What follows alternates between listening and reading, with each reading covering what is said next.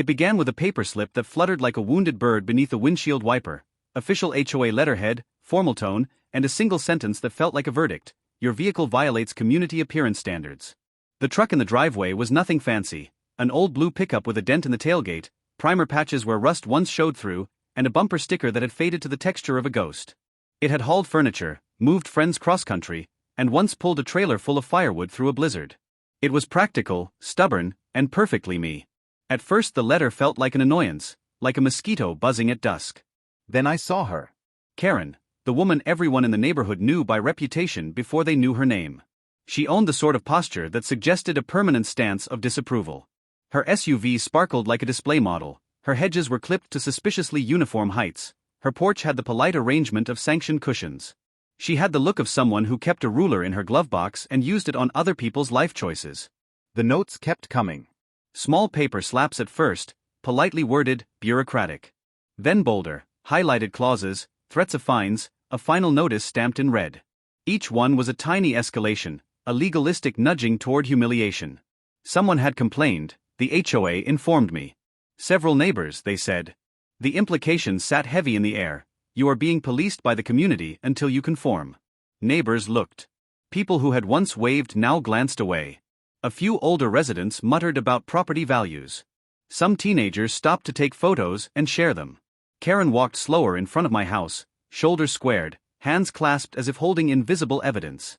It became less about the truck and more about the performance, the ritual of shaming someone until they adjusted the contours of their life to something more pleasing to a small, loud committee. I thought about towing it away to avoid drama. I considered polishing the fenders, buying a car cover, pretending compliance. But every note, every underlined sentence, did something subtle: it hardened resolve into purpose. There was a specific sort of humiliation in being told to hide the tools of your life just so others could sleep easier at night.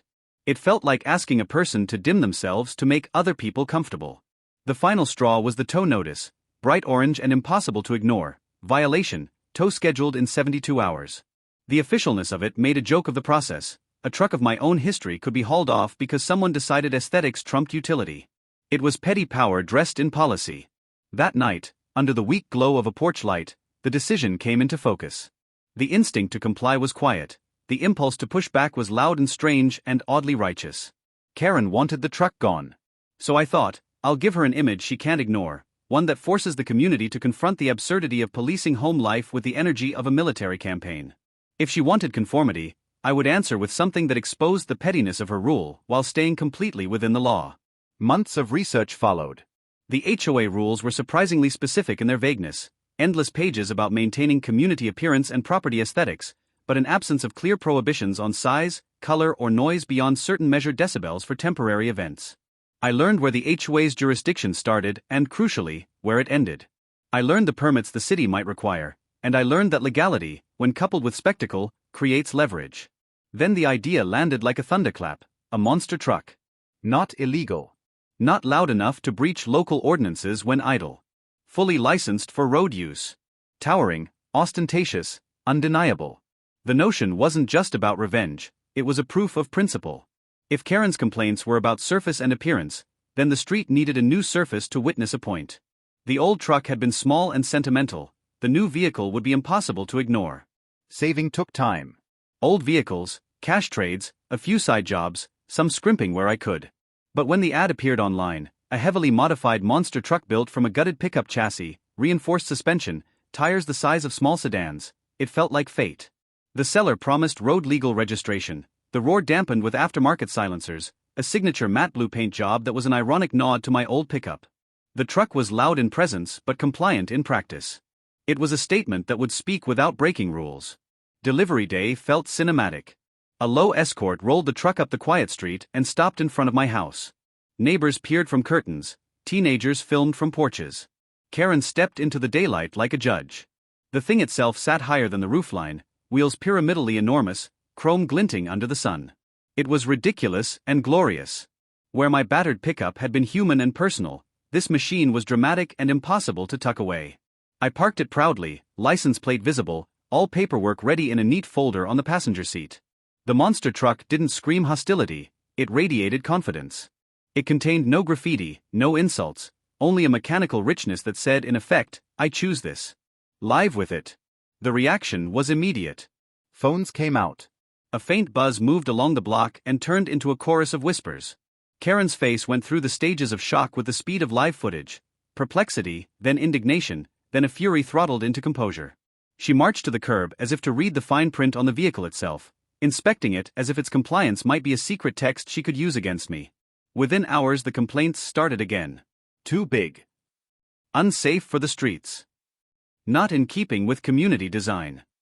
The HOA sent a message requesting clarification on whether proper permits were filed. I sent scans of registration, proof of insurance, emissions paperwork, and receipts for the aftermarket modifications. Each response sat calm and meticulous, a mirror of the procedural language they'd used to bully me before. Karen's tactics evolved. Where she had once underlined clauses, she now cultivated rumors. She whispered about property values. She told anyone who'd listen that the monstrous vehicle would attract noise, attract kids, even reduce resale prices. Her preferred method was to seed fear, to turn neighbors against me by painting the change as risk.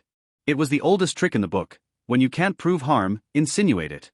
But the spectacle had done more than expose Karen's pettiness, it had split the neighborhood into subtle factions. Some were nostalgic for the old order, neat hedges and a uniform lawn. Others, quietly relieved, admired the audacity. A handful of homeowners, who had suffered under the HOA's petty fines themselves, sent supportive notes.